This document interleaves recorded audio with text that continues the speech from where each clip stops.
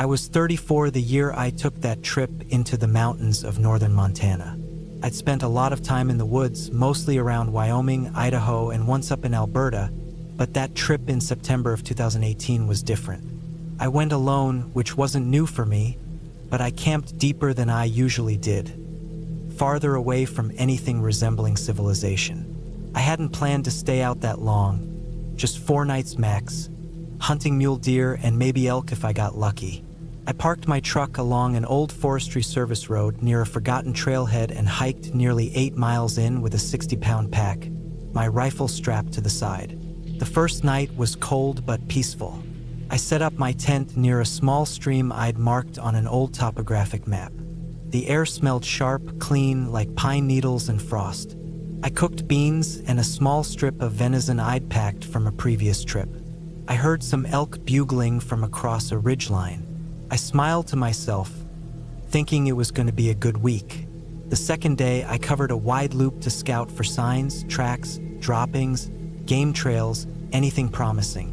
I found a narrow gully that seemed like a natural funnel for animals crossing from one basin to the next. It was a perfect spot. I marked a tree near it with a strip of orange flagging tape and made plans to return the next morning before sunrise. When I got back to camp that night, something felt off. It wasn't anything obvious, no tracks, no sounds, nothing missing. But I couldn't shake the feeling. I chalked it up to being alone, tired, and overthinking things. I still made sure to set up a perimeter with some tin cans and fishing line around the tent. Just a habit. I'd seen grizzlies up there before. You learn to take precautions. That night was rough. I kept waking up, not from noise, but just this nagging sense that something wasn't right.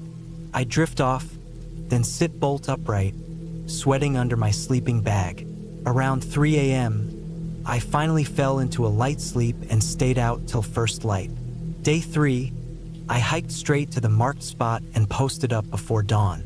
I stayed quiet, glassing the ridge through my scope, listening. I saw movement twice, once around 8 a.m. and again close to noon, but both times it turned out to be does. No books, no elk. Still, I felt focused, like I was in the zone. My mind wasn't thinking about that off feeling anymore, just the hunt. But when I returned to camp that evening, I froze. My tent was still there, same position, but something had definitely been through my gear. One of the side pouches on my pack was unzipped, and my water filter bag was lying on the ground like someone had dropped it. Not like an animal had dragged it. There were no bite marks, no rips, no dirt smears. It looked carefully set down. I looked around and found no tracks. The ground there was mostly pine needles and dry moss, which doesn't hold prints well. Still, it rattled me. I checked everything.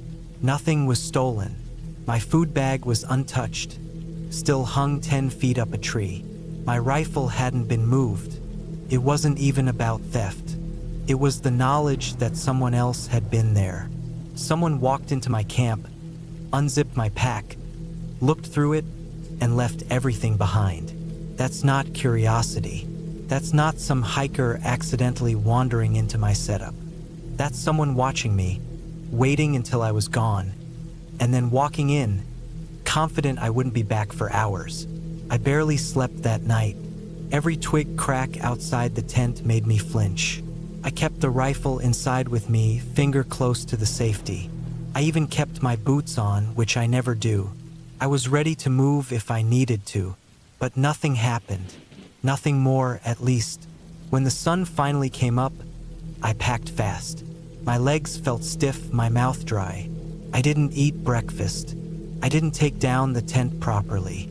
I shoved it, half collapsed, into my bag. I just wanted to get out of there.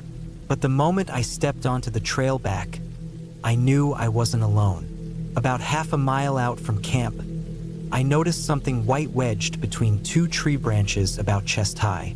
It was a crumpled piece of notebook paper. No writing, no markings, just a folded square. It hadn't been there before. It was placed, not dropped. Like someone knew I'd be walking this way and wanted me to see it. I stopped moving. I stood there for at least 10 minutes, listening. No birds. No wind, just my own breathing. I didn't touch the paper. I kept walking, faster now, keeping my rifle in hand and glancing behind me more than I looked ahead. The weirdest part was how quiet everything had gotten. Even on rough days, the woods are alive, squirrels, insects, something. But that trail back felt like a dead zone, like everything else was hiding, just like I wanted to. Another hour in, I saw the boot print. It was ahead of me on the trail, clear in a patch of soft earth. Big print, probably size 12 or more. Not mine. I wear 10s. And the tread pattern didn't match mine either. Someone had walked that trail since I came in. Someone else was using this path. I bent down, checked the direction. It was heading the same way I was. Someone was ahead of me, but I hadn't seen a soul. I should have passed them or at least caught sight. That trail was narrow with no cutoffs for several miles. And I'd been hustling. That's when the thought hit me. What if they weren't walking out? What if they'd stepped off the trail and were waiting? I kept walking, but slower now, rifle in hands, eyes scanning every shadow, every log, every shape that looked just slightly off. I passed 2 more boot prints in muddy patches, always going forward, always ahead of me. I started to feel like I was being herded. 2 miles from the road, I came to a split in the trail. One side dropped down toward the river, the other followed the ridge. I paused there, heart thumping. Then I saw it. Another piece of paper, pinned to a tree with a broken stick. Again, no writing, just folded and placed where I'd notice it. I didn't stop to think this time. I went off trail, straight down the slope, cutting through dense undergrowth and steep ravines, stumbling over roots and brush, slipping twice and skinning my palms. I moved fast, sloppy, but I had to get out. After nearly 40 minutes, I hit the river and followed it downstream until I saw the road bridge. I popped out of the woods, muddy and gasping, startling a guy fishing with his kid. I didn't say a word to them. I just walked straight down the gravel shoulder until I reached my truck. Nothing was touched. Doors locked. Tires fine. It all looked untouched.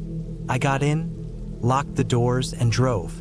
I didn't stop until I reached a gas station 2 towns over. I stayed in a motel that night, rifle leaned against the wall.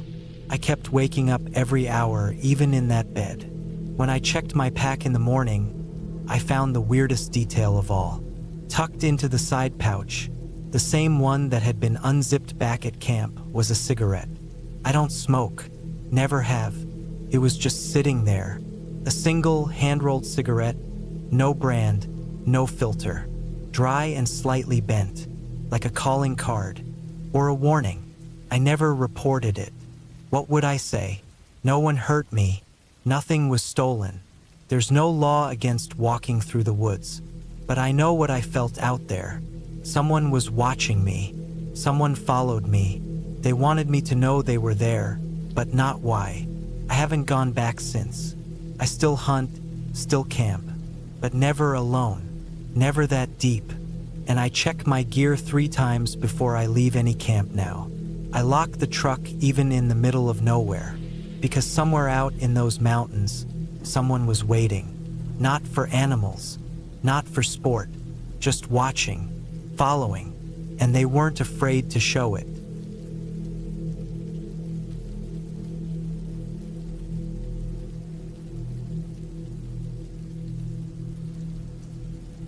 It was the fall of 2017 when I decided to take a solo camping trip in northern Arizona, somewhere near the Kaibab National Forest, about a couple hours north of Flagstaff. I had just turned 33 a few weeks before, and after a rough year of work and some things I'd rather not think about, I needed to unplug.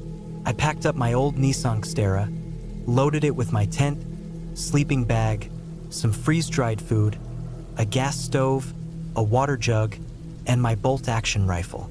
I wasn't there to hunt anything in particular, just wanted to feel like I had some protection, especially going alone. The plan was to drive down a few Forest Service roads, find a spot away from everyone, and spend 4 or 5 days by myself. I liked the silence, the stillness. People always seemed to need noise to drown out their thoughts, but I felt like I needed the opposite. I wanted the quiet so I could finally think things through. I guess I didn't know how quiet it could really get out there. I arrived late in the day. The road I picked was narrow and rough. Nobody around for miles, from what I could tell. I parked in a little pull-off where the trees opened just enough to squeeze in a car, then hiked about a half-mile into the woods with my gear. I found a small clearing that had soft ground and no signs of past campers. No beer cans, no fire rings, no trash. Felt untouched, which I liked. I set up the tent, stacked some firewood, and by the time it got dark, I had water boiling for my dehydrated chili. The first night went by quiet. It got cold, dipped into the 40s. I had a fire going until it burned low, and I lay in my sleeping bag staring at the ceiling of the tent until I finally drifted off. I heard some rustling in the night, probably small animals, raccoons or deer, but nothing too close. I've camped enough to know the usual forest sounds.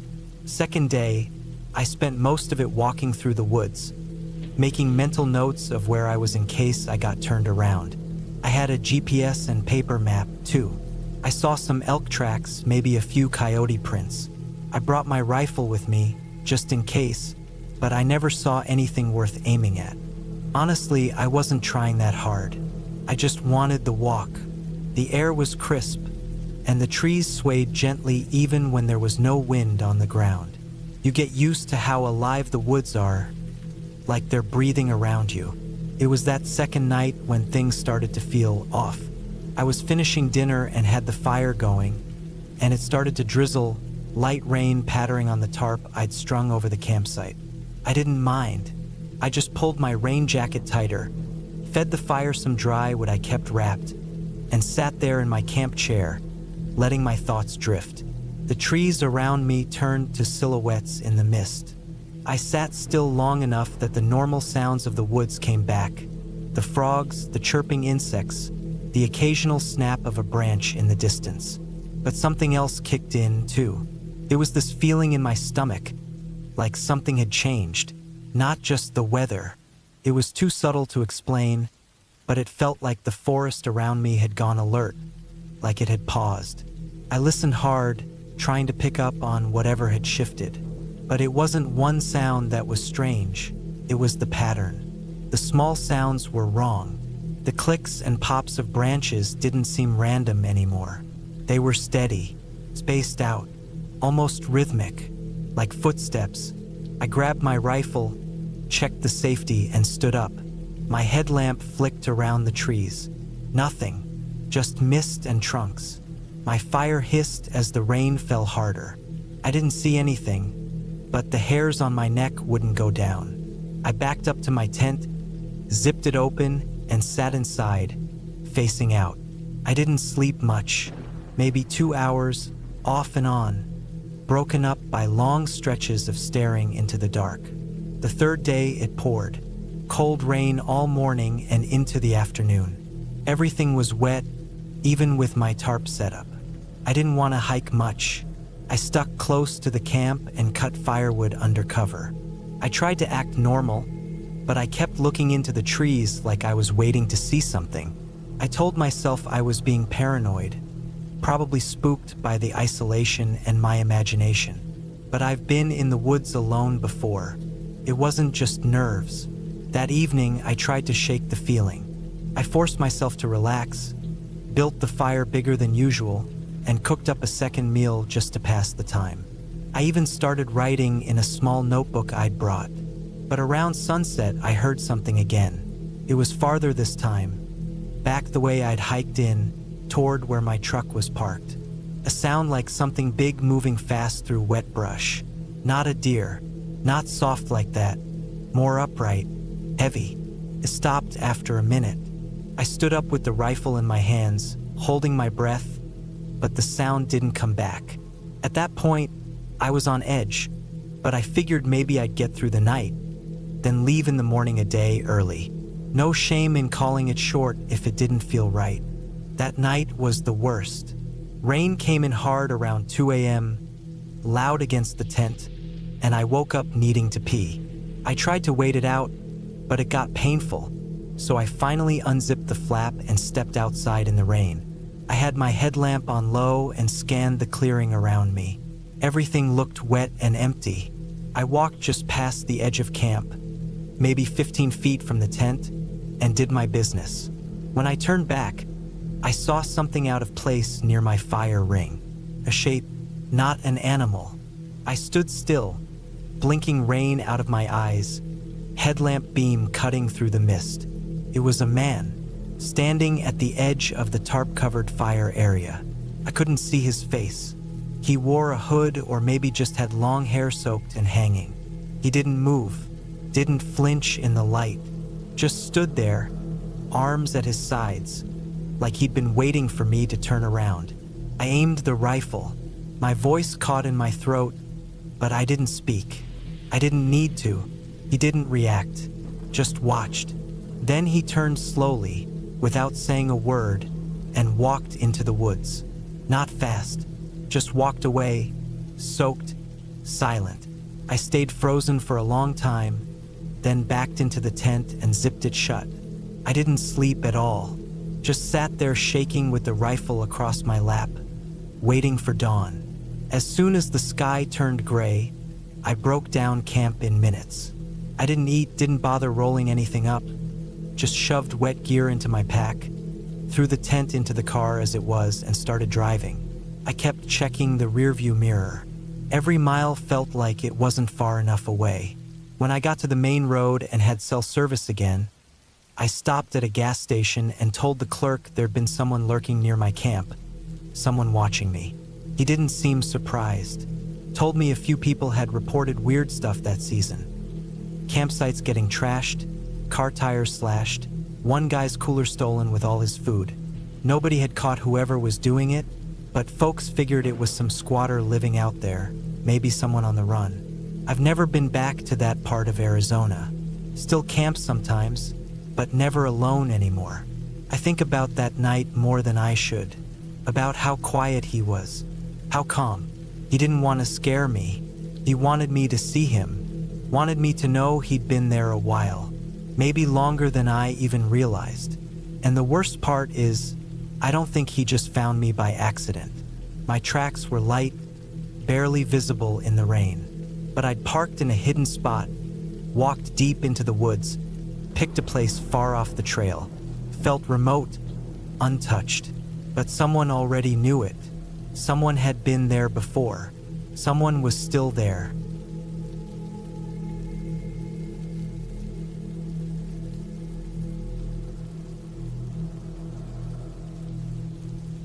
I went camping alone in the late summer of 2016, in a quiet patch of woodland about 2 hours west of Albany, New York. I was 34 at the time and going through a pretty bad breakup. I just wanted to get away from everything. The constant buzz of my phone, the city noise, the people asking me if I was okay. I wasn't okay, and I didn't want to pretend that I was. So I packed up my gear, loaded it into the back of my old Subaru Outback, and drove out early on a Thursday morning. I didn't pick any popular park or campground. I wanted solitude. I found this place by reading old posts on a hiking forum. Some guy had mentioned a little patch of state forest out near a lake called Moss Hollow, about 15 miles from the nearest town. No rangers, no map trails, just raw woods. That was perfect. I had a decent background in backcountry camping and wasn't worried about handling myself. I just wanted to pitch a tent, fish a little, cook over a fire, and not talk to another soul for a couple of days. By early afternoon, I had found a decent flat spot about 100 yards uphill from the lake. The trees were tall and close together, mostly birch and pine. The ground was dry, covered in dead needles and leaves. I set up my tent facing east so the morning light would hit it. I had a small portable chair, a folding table, and a little cooler packed with basics: eggs, jerky, water, a few apples, a tiny flask. Felt good to sit in that chair and hear nothing but the wind in the trees. The first night was peaceful. I sat by the fire until close to midnight, then crawled into my sleeping bag and fell asleep pretty quickly. Around 3 a.m., I woke up needing to piss. I unzipped the tent, walked a little off to the side, and stood there doing my business. It was dead quiet. No wind, no crickets, just that still, heavy kind of silence you only get deep in the woods. As I turned to head back to the tent, I felt like something was watching me. I know how that sounds, dramatic, cliché, but I don't mean it in some spooky, ghostly way. I just mean I suddenly became aware of how alone I was and how far I was from other people.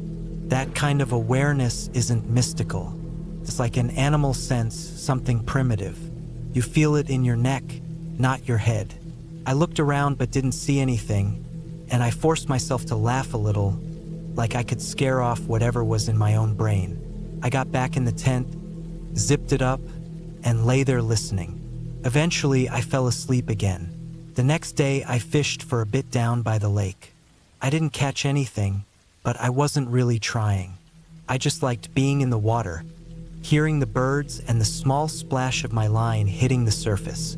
I walked back up to camp around noon, made myself some eggs in the cast iron pan I'd brought, and sat there eating in silence. At some point around 2 or 3 in the afternoon, I decided to walk deeper into the woods. I took a small pack, just water, a granola bar, a flashlight, and a folding knife. I didn't plan to go far. I wasn't trying to hike miles. I just wanted to stretch my legs and explore a little. The woods were thick but not overgrown. I kept an eye on landmarks and made sure to walk in a wide arc so I'd loop back to camp easily. About 45 minutes into the walk, I noticed something weird. A tree, maybe a young oak, had been broken in half about 6 feet up. It wasn't snapped by wind or age. It looked bent and twisted, like someone had grabbed it and pulled it down. There were marks on the bark too, like deep grooves. At first, I figured it was a bear. I'd seen claw marks before in other places, and I knew upstate black bears weren't uncommon. But something about the shape of the grooves didn't look like claws. It looked like pressure, like fingers. I kept walking but slower now, ears open. I wasn't scared, just alert. I kept scanning the trees, looking for more signs. I found another tree a few 100 feet away.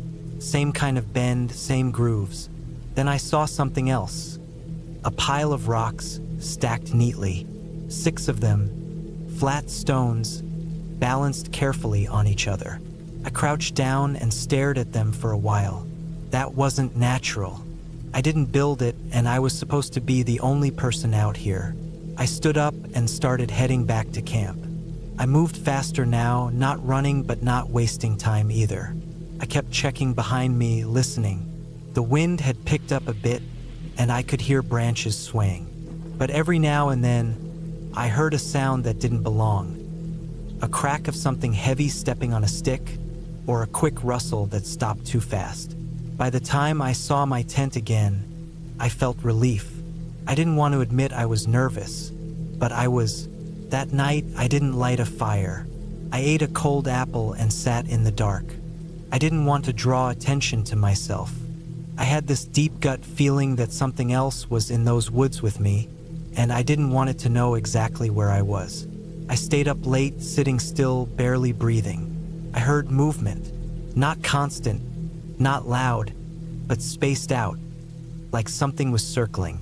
A twig snap, silence, a small thump, more silence.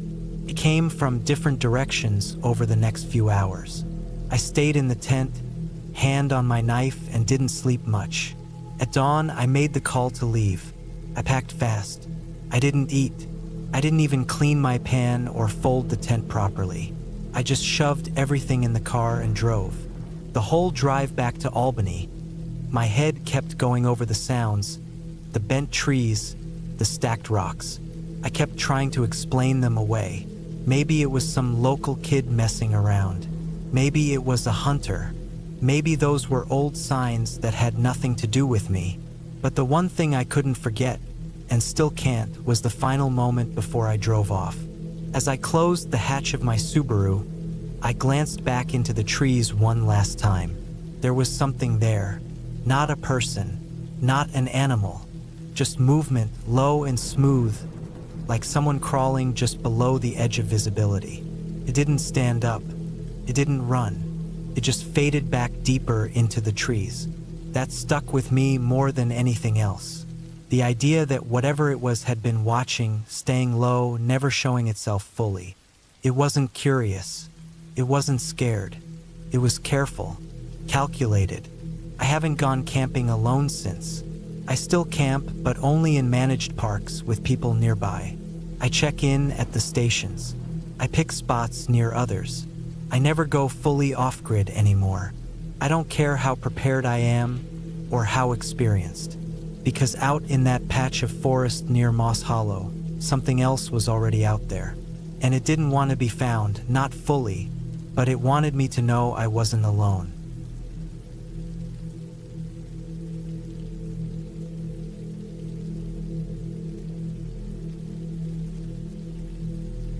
It was late September 2016. I was 31 at the time and had just taken 2 weeks off work after a stressful few months dealing with management changes and company downsizing.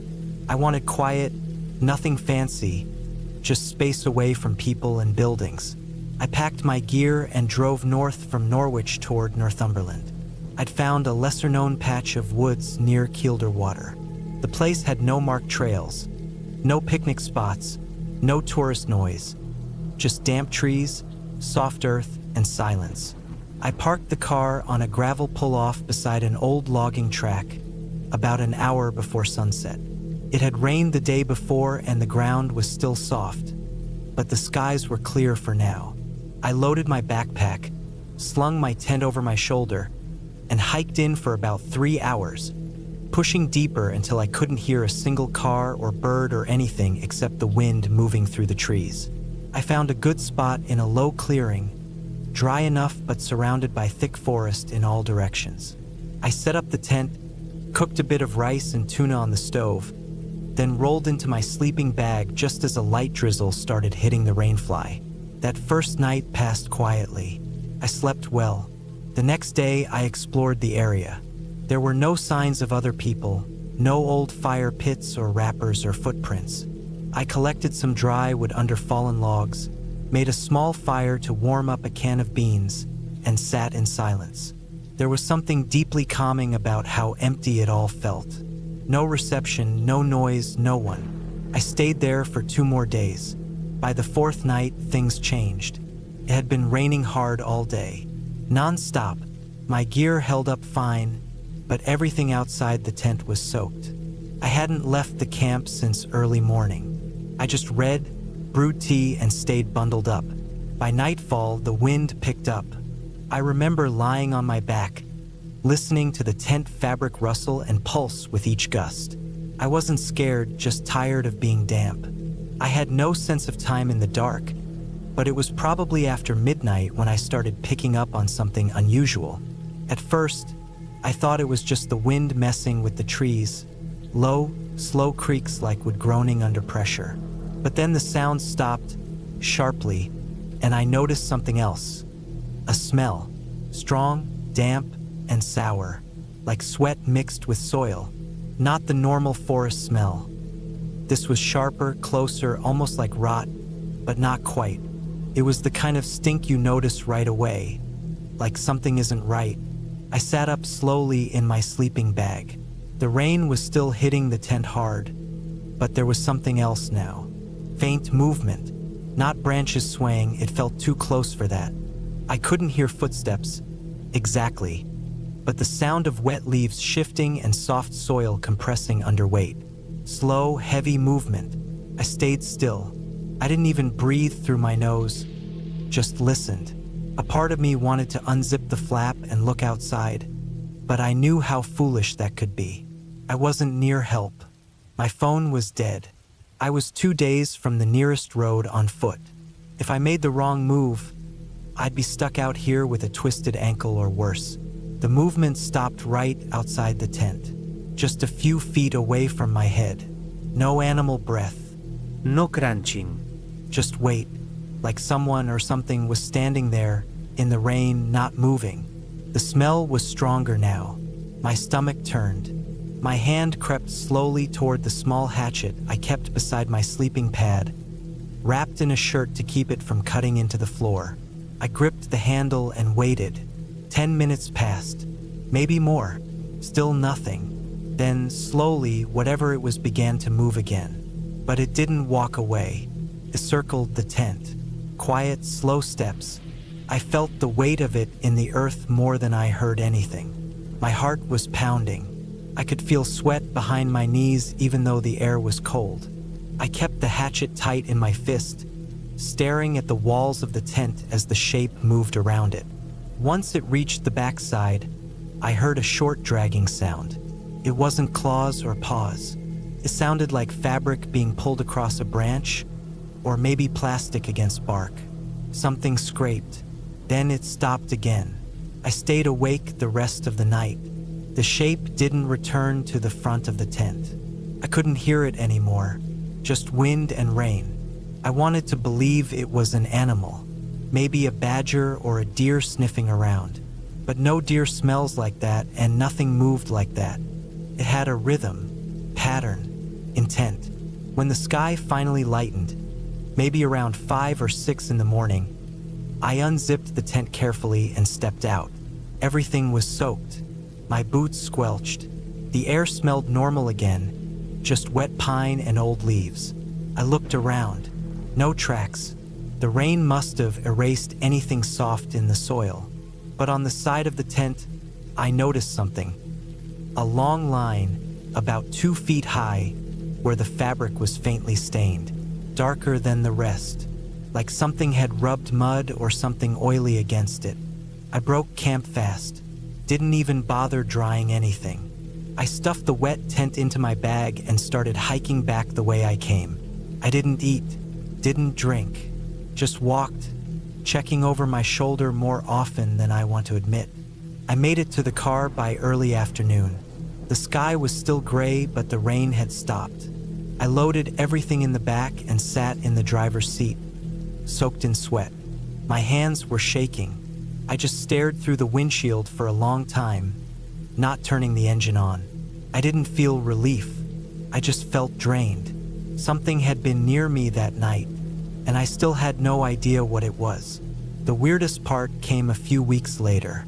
I was back at work, trying to settle into my routine. I told no one about the night. I didn't want to deal with jokes or disbelief. But out of curiosity, I checked some hiking forums, not for help, just to see if others had camped in that part of the woods. There were only a few mentions of the area. One guy said he hiked through there the summer before and noticed strange piles of stones along a ridge, not naturally placed. Another person mentioned a bad smell and hearing movement at night, but chalked it up to a fox or maybe wild pigs. Nobody had real answers, but one comment stood out. It was buried in a thread about Kilder's outer areas. The post was short and from an anonymous user. It said, "Avoid the low clearings after rain. Something follows the smell." That was it. No explanation. No follow-up. I never went back.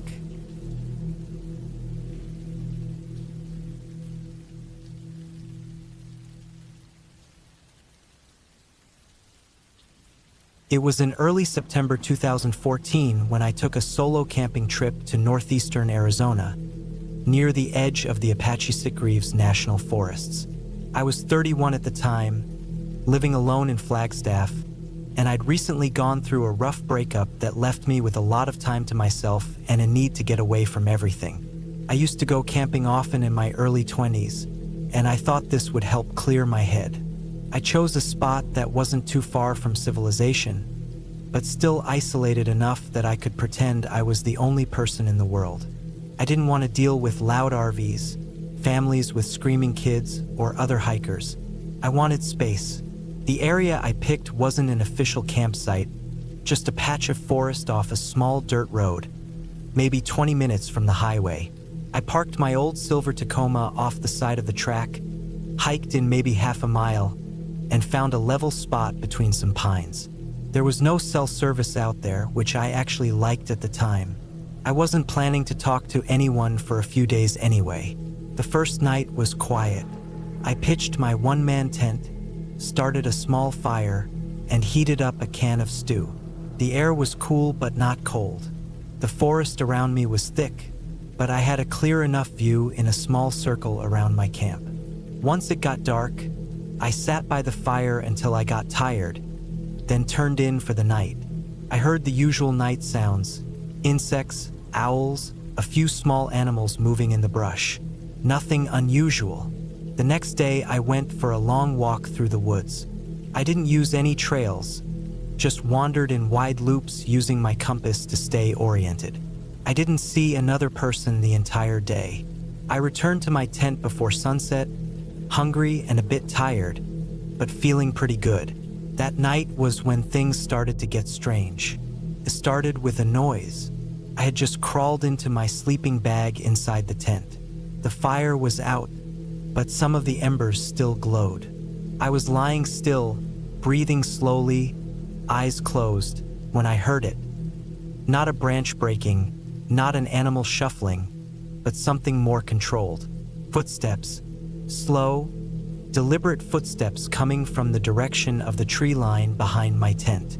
I opened my eyes and held my breath. The steps weren't loud. They were soft, careful. But the forest floor was covered with dry needles, so even something trying to be quiet made some noise. I stayed perfectly still. No flashlight, no movement. I waited. The steps stopped just behind the tent. Then, nothing. For a minute or two, it was dead silent again. I thought maybe it had been a deer or something. I considered unzipping the flap and shining my headlamp out there. But something made me hesitate. A gut feeling. Then I heard a long, dry exhale. It wasn't loud, but it was close, maybe 10 feet from where my head was, like someone breathing out slowly through their nose. That's when my heart started racing. That wasn't a deer. That was a person. I stayed like that for maybe an hour, eyes wide open in the dark, barely breathing. I didn't hear anything else for a long time. No footsteps, no breathing. I eventually drifted off to sleep just from exhaustion. When I woke up in the morning, I crawled out of the tent and looked around. Nothing had been disturbed. No prints, no signs anyone had come through. It had rained lightly during the night, which meant if there had been prints, they were gone. I convinced myself it had just been my imagination. Maybe I had half dreamed it. Maybe it was an animal that just happened to make weird noises. I stayed the rest of the day, but I felt on edge the entire time. That night, I kept the fire going a little longer. I set up a small perimeter of string with a couple of old bottle caps tied on it so it would rattle if something passed through. Nothing high-tech, just something basic to give me a little warning. I went to bed late, keeping my headlamp beside me, my knife inside my sleeping bag. Sometime in the middle of the night, I woke up to a faint clinking sound. The bottle caps. I sat up fast and grabbed the light but didn't turn it on. I listened. Another clink. Then soft steps. Something or someone had come back. I turned on the light and unzipped the tent flap a couple inches, just enough to shine it out. First, I didn't see anything. Then the beam caught movement. A figure just outside the ring of trees, standing still. Very still. It was shaped like a man, but something about it didn't look right. It was too thin. Its arms looked too long. And its head, it wasn't facing me directly, but it looked like the head was tilted too far to the side, almost like it was listening. I only saw it for maybe 2 seconds before it moved. Fast. Not toward me, just sideways into the trees. Gone. I didn't sleep the rest of the night. I sat up with the knife in my lap and the light in my hand, listening for more movement. I didn't hear anything again, but I was done. As soon as the sun came up, I packed everything and left. I didn't eat. I didn't even fold the tent properly. Just jammed it into the truck bed and got out of there. Back in Flagstaff, I told myself it was some weirdo living in the woods, or maybe a junkie. But even then, that didn't explain the way it looked. I'd seen homeless people before. I'd seen attics. That thing out there didn't move like a person. It didn't stand like a person, but I kept trying to explain it away. A few weeks later, I was talking to a guy at work who grew up on the Navajo reservation. I didn't say much, just described some weird guy I might have seen in the woods. I didn't even mention the shape or the movement, but the guy got quiet. Then he told me something I didn't expect. He said sometimes people who go deep into certain areas, places near tribal land, come back talking about things that don't look quite right. Not ghosts, not monsters, but people who aren't really people. He didn't use the word skinwalker, and I didn't ask him to, but I knew that's what he meant. I don't tell that story often, not because I'm scared people won't believe me, but because I still don't understand what I saw. I haven't gone camping alone since. I still go out into the woods, but never by myself and never near that part of Arizona. To this day, I can still picture the way that thing moved, the way it turned its head, the way it stood there as if it was waiting. Felt wrong. Not supernatural, not magical, just wrong, like a man who had forgotten how to be a man. I'll never know what it really was, but I know what I felt, and that was enough. I never went back. I never will.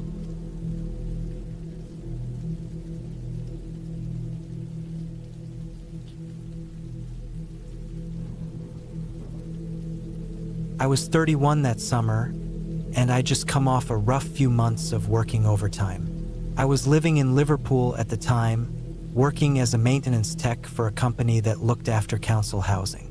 The days started early, ended late, and the pay wasn't great, but it was steady. After 3 months of barely seeing daylight, I booked a week off and decided I wanted quiet. Just quiet. No traffic, no phone calls, no people. I didn't want to fly abroad or sit in a hotel. I wanted something basic, something that made me feel like I was away from it all.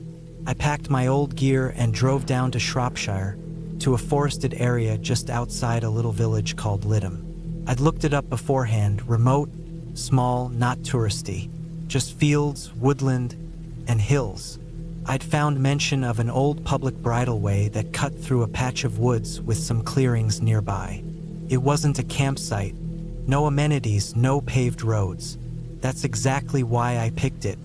It was late August, but the air already had that hint of early autumn. I arrived around 4 p.m., parked near a small lay-by off a quiet country road, slung my rucksack on, and walked about 2 miles into the woods. I found a nice flat patch of earth surrounded by thin trees and tall grass. It was quiet, almost too quiet at first. I could hear only wind and the odd bird call. I set up my small tent, cooked a bit of pasta over my gas stove, and watched the light fade through the trees. That first night, I slept hard. It was cold, but not freezing. A breeze tugged at the nylon tent walls, but nothing else disturbed me. I woke up with the sun, made coffee, and just sat outside with my legs crossed, watching the trees sway. I didn't see a single person all day. I walked around a bit, took some photos, read a book I'd brought, and kept my phone switched off. Felt good, like a reset. The second night was when I started to feel a bit off. I was sitting outside the tent around 8 p.m. The sun had gone down, but there was still a bit of pink in the sky. I had my headlamp on low and was finishing a can of beans when I thought I heard something behind me. Just a light crunch in the leaves. I turned slowly, holding my breath. Nothing. I scanned the trees, didn't see any movement. I figured it was probably a rabbit or a fox. I went inside the tent around 9 and lay there listening for a while. That's when I heard another crunch, heavier this time, like a boot on dry ground. I froze, held my breath again. There it was again. Not close, but close enough to be real. I zipped open the flap just enough to peer out, but I couldn't see anything. No flashlight, no movement, just dark trees and the low rustling of branches. It stopped after a few minutes, and I told myself it was nothing. Maybe a deer, maybe just branches shifting, but I barely slept. Every time I drifted off, I thought I heard something again. By morning, I was exhausted, but determined not to get in my head. I spent the day exploring a bit further from my site. I found an old stone wall half collapsed and covered in moss, probably part of some farm that had been abandoned years ago. There were no houses nearby, no power lines, not even a footpath that looked recent. It made me feel better, like I was truly alone out there. That night, I decided to stay up a bit later. I had my torch, a small fire going in a ring of stones, and my back against a log. The moon was nearly full, and the sky had cleared. I could see the silhouettes of trees against the pale blue light. Around 11:30, I started to feel sleepy and was about to turn in when I heard it again. Steps, not just one or two this time. I could clearly make out a slow, deliberate crunch of someone walking not far from my camp. I switched off my torch immediately and crouched low, trying not to make a sound. The fire had burned low enough not to give off much light. I strained my ears and realized the steps were circling the site. I didn't move for a good 10 minutes. Whoever it was, if it was someone, they weren't saying anything. No calls, no lights, no barking dogs. Just steps moving around me. Then they stopped. Silence again. Eventually, I crawled back into the tent and sat there with my small folding knife open in my hand. I waited until I saw the first pale signs of daylight before I dared to close my eyes. That morning, I checked around the campsite.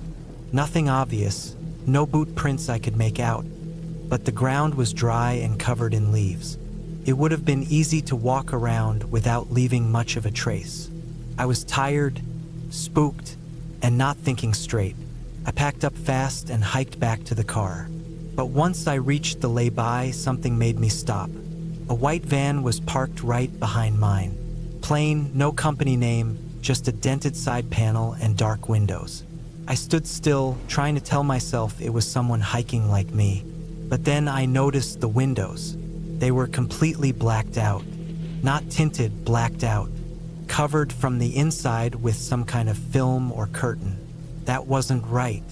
I waited by the trees for almost half an hour. Nobody came. No movement. I finally walked slowly to my car, unlocked it, and got in. As I was pulling out, I glanced in the rearview mirror and saw the driver's door of the van slightly ajar. Not wide open, just cracked, like someone had been sitting inside the whole time and had opened it just enough to look out. I didn't stop driving until I got to a service station off the A49.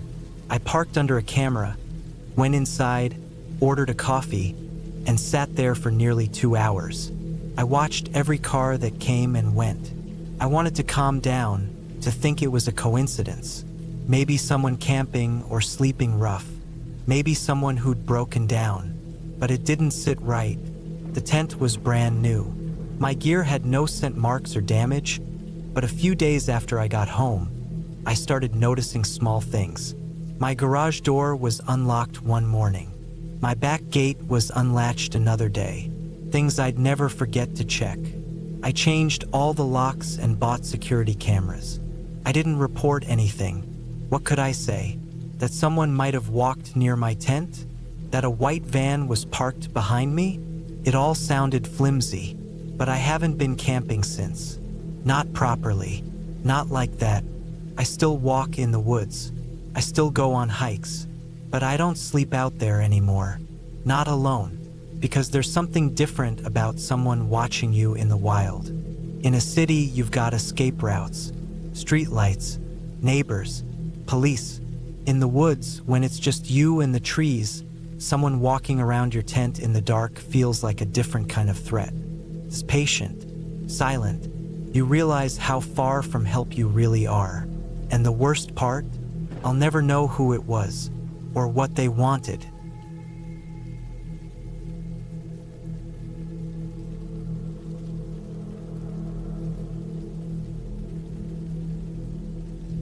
It was October of 2013, and I had driven out to the Peak District in central England for a weekend of camping alone. I was 32 then, and I'd been doing solo trips like this for a few years, mainly to get away from the noise of city life in Birmingham. I worked long hours as a mechanic and barely saw daylight during the week. These solo camping weekends were the only way I could really breathe. The forecast had warned of light rain later in the evening, but nothing heavy. I didn't think much of it. My tent was waterproof, my gear was solid, and I had set up camp dozens of times before. I parked my old Vauxhall Astra at the edge of a levee near a disused trailhead and hiked about an hour into the woods. It wasn't a popular spot, which is why I liked it. No one ever came through here. By late afternoon, I found a clearing that looked good. There was a dip in the land to the east with thick trees sheltering the site on 3 sides. I set up the tent quickly and gathered some dry sticks before the drizzle started. There was no mobile signal, which was normal out here, and I liked that. I wasn't interested in texts or news alerts, just silence and time away from people. The rain started just after sundown. It wasn't much at first, just a steady tapping on the tent fabric. I had eaten a couple of sandwiches and was stretched out in my sleeping bag reading a paperback with a small headlamp when I noticed it getting heavier. The wind began to push through the trees, shaking the branches. The sound changed. Instead of light pattering, it turned into that deep, slapping sound that comes when the rain is falling in sheets. By around 10 p.m., it was a full storm. My tent was holding up, but the wind was pressing one side inward slightly, making it feel smaller inside. I kept telling myself it would pass by morning. It usually did. I shut the book, turned off the headlamp, and tried to sleep, but the storm made it hard to relax. The ground below me felt softer than I liked. I started to worry that I had pitched too close to a slope. Then I heard it, twigs snapping, fast footsteps. Not the slow creak of a branch in the wind, but the short, sharp sound of something or someone moving quickly through the woods.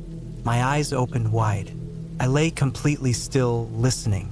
The wind blew again, rustling the trees, and then another sound, closer this time, like something heavy brushing through the undergrowth. I pulled the sleeping bag down to my chest and reached for my small torch. I didn't turn it on, just held it. I stayed like that, not moving, just listening. It was hard to tell what was wind and what was something else. The rain on the tent made it even harder to pick out specific noises. But I knew what I'd heard. It wasn't wind. Something had moved out there. 10 minutes passed, maybe 20. Couldn't tell. Then I heard it again, closer now, just outside the tent on the other side. I could hear the wet ground squishing under its weight. Not walking, more like shifting or crouching. I didn't breathe. My hand squeezed the torch tighter. There was a faint brushing sound, like fingers or fabric sliding over the outside of the tent. Not just brushing past. Stopped right where I was lying. I could feel the shape of it even through the fabric. Something leaning in or maybe crouched down right outside. I stayed frozen. My heart was thudding so loud I was sure it could hear it. My legs were cramping from how still I was, but I didn't dare move. The brushing stopped, and for a few seconds there was just silence except for the rain. Then, as quietly as it had come, it moved away. I heard the squish of its steps again, fading. I waited. I didn't sleep. Couldn't. By the time the sun started to rise, the storm had calmed. The rain had stopped sometime before dawn. I unzipped the tent slowly and looked out. The forest looked drenched. The trees were dripping, the ground soaked. Everything was washed in that pale, gray-blue light you only see in the early morning after a storm. I got up and started packing right away. I didn't care about breakfast. I needed to leave. But as I took the first steps around the tent, I saw them, footprints. They weren't boot prints. Bare feet. Human. The size of a grown man. Not animal. Not even close. They circled my tent. They had come from the woods, stopped at 3 points around my shelter, and then walked back the way they came. I followed them for a bit with my eyes and then my feet. They led into the woods, but not down a path or trail. Just deep into the brush, where it got darker again. I turned around and walked back to camp fast. threw everything into my pack without folding or sorting. The tent was wet and muddy, but I didn't care.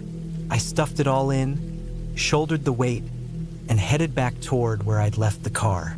I didn't look back once.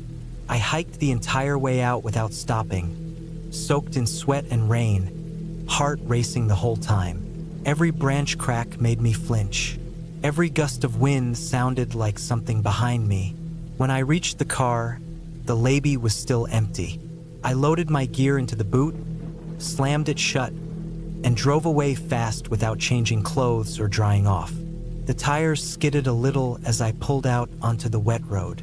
Back at home that night, I sat on the floor in my small flat, the sleeping bag and tent still in the corner where I dumped them. I didn't unpack them for days. I kept thinking about those footprints. No shoes, in that rain, in that cold, just walking through the woods in the middle of the night, alone, circling a stranger's tent. There were no farms nearby, no houses. The nearest village was miles off. I checked later on the map again and again, trying to convince myself maybe it was just someone camping too. Maybe they got lost. But that didn't explain the silence or the way they moved, or why they didn't say anything. Why they stood so still right next to me. It wasn't a dream. I know what I heard. I know what I saw. Since then, I've never camped alone again. Not once. And no matter how much I miss those quiet weekends in the woods, every time I think about going back, I see those footprints in the mud, and I remember how close they got.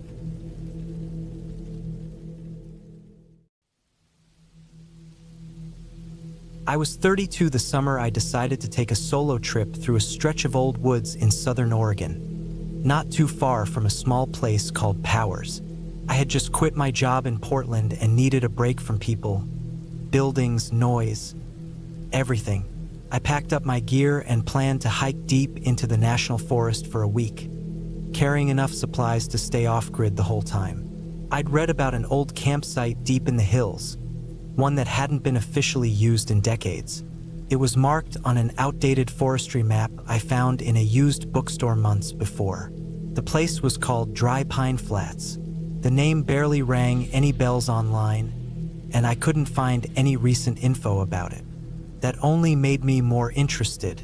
I figured it would be quiet, untouched, and free of crowds. That was all I wanted. It took almost 6 hours to reach the start of the trail by truck. Another 4 hours hiking with a heavy pack. The forest got thicker the deeper I went, and the trail was clearly not maintained anymore. Tree limbs hung low. The dirt was soft in places where water must have run during spring melt. I passed no one, saw no tracks. I felt like I was walking into a forgotten pocket of the state, and it was exactly what I'd hoped for. By the time I reached the clearing that I believed was once Dry Pine Flats, the sun was dipping low, painting the pine trunks with orange light. The site didn't look like much, just a large flat area tucked between hills, ringed by trees with a dry creek bed slicing through the far end. But when I looked closer, I noticed the remains of fire rings, a few moss-covered stumps that had clearly been used as stools, and an old, rusted metal sign half buried under pine needles. You could still make out the words "Campsite for Dry Pine." That confirmed it. I'd found the place. I set up my small tent near a cluster of trees where the ground was soft and dry. There was an eerie stillness to the whole area. No birdsong, no breeze. Just the occasional creak of branches and the sound of my own footsteps crunching over debris. Still, I pushed the unease away. I was alone, and that's what I wanted. I made a fire, ate a simple meal from my pack, and sat watching the flames until they died down into coals. That first night was quiet. I thought I heard movement in the woods once, around 3 in the morning, but it sounded like a deer or something moving through brush. I didn't leave the tent to check. I just stayed still, listening, eyes open in the dark. In the morning, I wandered the area more thoroughly. I found the remains of an old wooden table rotting into the ground and what looked like the shell of a latrine about 50 yards from the main clearing. Everything was falling apart, overtaken by moss and vines. The campsite had truly been abandoned a long time ago. Around noon, I hiked a mile up the ridge to get a better view of the land. I sat up there eating jerky, looking back down at the flat. The clearing looked so small from above, so hidden. I realized how far I was from anyone. No cell service, no satellite signal, nothing. That's when I noticed something that gave me pause. From the hill, I could see faint trails running in and out of the clearing. Not wide enough to be old roads, more like footpaths. Some of them weren't on any map I had, not even the old one. They looked like game trails at first, but something about them didn't sit right with me. They were too clean, too consistent in direction, like they had been used not too long ago. I told myself animals used them regularly, maybe elk or coyotes, but it nagged at me.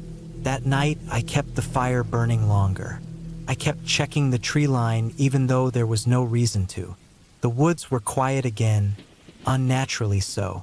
Around midnight, I heard a sound behind my tent, just a stick cracking under weight. Not wind, not falling debris.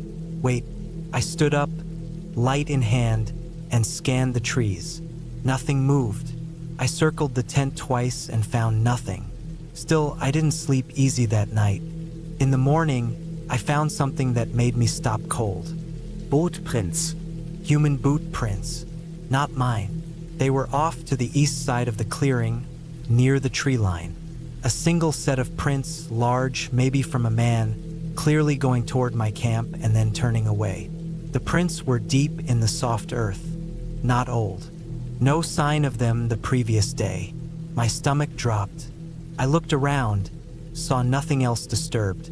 My gear hadn't been touched. Nothing was missing, but those prints weren't mine. I hadn't walked over there at all since I arrived. I'd been careful to keep my movements central. I tried to reason it away. Maybe they were old. Maybe the wind had revealed them overnight. But the prints were fresh. The heel edges were clean. Something or someone had been close while I slept. I thought about packing up and leaving right then. But I didn't. I told myself I was overreacting. It was probably another hiker who passed through, maybe even a hunter just checking the area. They'd seen my camp and backed off. That was the logical answer. Still, the next night, I slept with my headlamp in hand and a long branch by my side. At around 2 a.m., I woke to something touching the tent. It wasn't an animal. It wasn't rustling or brushing, it was a deliberate press. Fingers, maybe. I didn't move. I just held my breath. The tent wall shifted again. Slightly, like someone was slowly dragging their hand along it. Then silence. I counted to 60. Then I unzipped the flap fast and leapt out with the light. My heart was hammering. I scanned the trees, the ground. Nothing. Just cold, open forest. I yelled out. Not with words, just a loud, angry noise. I wanted whatever it was to know I wasn't afraid, even though I was. I didn't sleep again that night. By morning, I'd made my decision. I was packing up and heading out. The peace I wanted wasn't worth this kind of stress. I started tearing down camp just after dawn. That's when I noticed more prints. Again near the edge of the clearing, and this time 2 sets. They circled wide around the camp, crossing near the old latrine. They hadn't come from the direction I'd arrived from. Whoever they were, they weren't hiking the same trails. They were moving through the woods in different ways only someone who knew this area would. As I packed the last of my gear, I found something that pushed me over the edge. It was hanging from a tree branch, an old sun-bleached backpack. It hadn't been there before. I was sure of it. I would have noticed. It wasn't mine. The pack was torn and crusted with dirt, maybe animal chewed, but it looked like it had been placed there, not dropped. Like someone had hung it deliberately. I didn't touch it. I didn't go near it. I threw on my pack, tightened every strap, and started down the way I came as fast as I could without running. The hike out felt longer. Every sound in the woods set me on edge. I kept looking back, scanning for movement, for shadows that didn't belong. I didn't see anyone, but I felt watched the entire time. When I finally reached my truck, I didn't rest. I threw everything in the back and drove straight out. I didn't stop until I hit cell service and sent a message to my brother letting him know I was safe and heading home early. I didn't tell him the full story. Not right away. I looked up Dry Pine Flats again when I got back to Portland. There was still nothing recent. No warnings. No news. But on a deep hiking forum, buried under years of posts, I found one short thread from 2004. A guy had tried to find the campsite back then. He wrote about finding strange paths, old gear, and the feeling that he wasn't alone. He'd cut his trip short too. No one replied to the thread. I haven't gone back. I still camp sometimes, but never that deep, never alone, and never in places that don't exist on current maps. Whatever Dry Pine Flats was, it wasn't abandoned. Not really. It just wasn't for people like me anymore, and I don't think it ever was.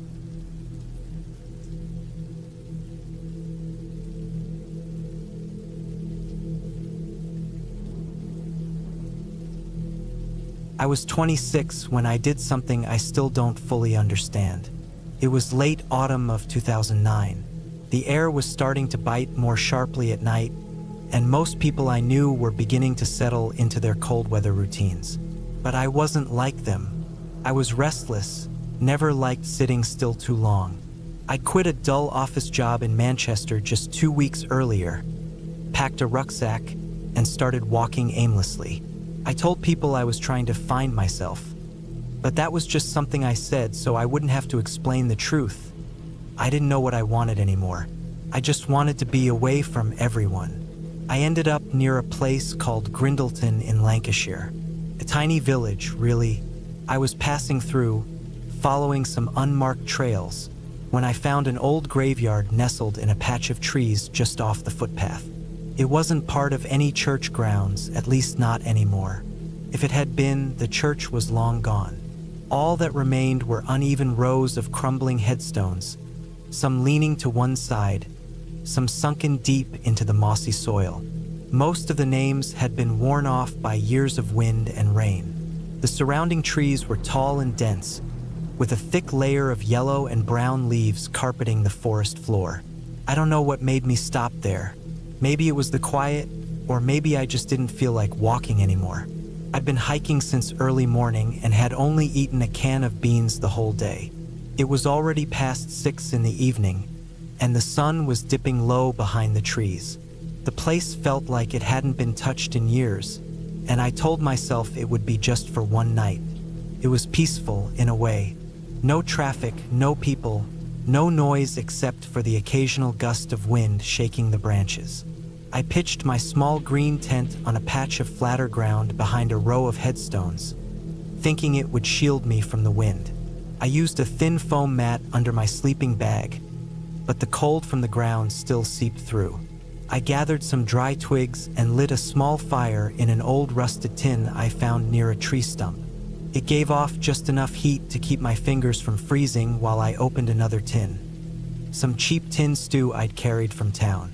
As the light faded, the sky turned a dark blue, and the shadows of the tall headstones began to stretch in every direction. I had a small torch and I kept it close, but I tried not to use it too much. I didn't want to waste batteries, and I figured my eyes would adjust to the dark. After eating, I sat for a while, knees pulled up to my chest, staring at the flickering fire in the tin. The cold crept in harder now, sharp and steady. The wind had died down almost completely, that kind of silence where even your own heartbeat feels too loud. I was starting to get sleepy, but something about the silence made me uneasy. I wasn't scared exactly, but I had this pressure in my chest, like I was being watched. I kept telling myself it was just nerves, that I wasn't used to being this isolated. Still, I couldn't shake the feeling. I tried not to look directly at the headstones around me, but every now and then my eyes would drift to one or the other, and I'd get this weird sense that something was just barely out of place. I put out the fire and crawled into my tent around 10 p.m. I lay there in the dark, fully dressed inside my sleeping bag, my boots by my head and my torch within reach. The ground was uneven beneath me, and I could feel small roots and pebbles digging into my back. I pulled the sleeping bag tighter around my shoulders and tried to relax, listening to the wind picking up again, gently this time, like it was brushing through the trees on purpose. At some point, I must have drifted off because the next thing I remember was waking up in pitch darkness. No moonlight, no sound. My watch said 3:14 a.m. I wasn't sure what had woken me, but I was instantly alert. That thick silence was back, heavier this time. Even the trees weren't moving. Then I heard something. Not loud, not fast, just this quiet, slow crunching, like someone stepping on dry leaves, carefully, deliberately. I held my breath, listening. The sound wasn't far, maybe 20 feet away, near the edge of the graves. But it didn't come closer. It would move a little, then stop. Move again, stop. Like someone was circling the tent, but not too close. I stayed completely still, my ears straining. I didn't move an inch. I didn't want to make a sound. I reached for the torch, but my hand was shaking. I couldn't bring myself to turn it on. The noise continued. Sometimes it sounded like a person, other times like an animal. It wasn't frantic or aggressive. It was controlled, intentional. That was what scared me the most. Whatever it wasn't wandering. It was moving with purpose. At one point, it stopped completely. For almost 10 minutes, there was nothing. Just me lying there, eyes wide open, heart racing. I waited, hoping it was gone. Then I heard it again. Closer now. I thought I heard breathing, but I wasn't sure. Could have been whined through the trees, but it felt too close. I gripped the torch tight and finally clicked it on, shining it through the thin green fabric of the tent wall. The light didn't show anything at first, just shadows of leaves moving a little in the breeze. Then I noticed something, a shape, just the top of something, like the top of a head, right outside, maybe 2 feet from the tent. Perfectly still. I froze again, holding the light steady. It didn't move. I don't know how long I stayed like that. Maybe 5 minutes, maybe more. Then, just like that, it was gone. Not with noise. It didn't run. It just wasn't there anymore. I didn't sleep again that night. I kept the torch on the rest of the time, and I didn't dare unzip the tent.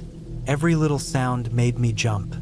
When daylight finally came, the sun rising through the trees like a slow wave of relief, I crawled out stiff and shivering. I looked around carefully. There were footprints in the soft moss between the headstones.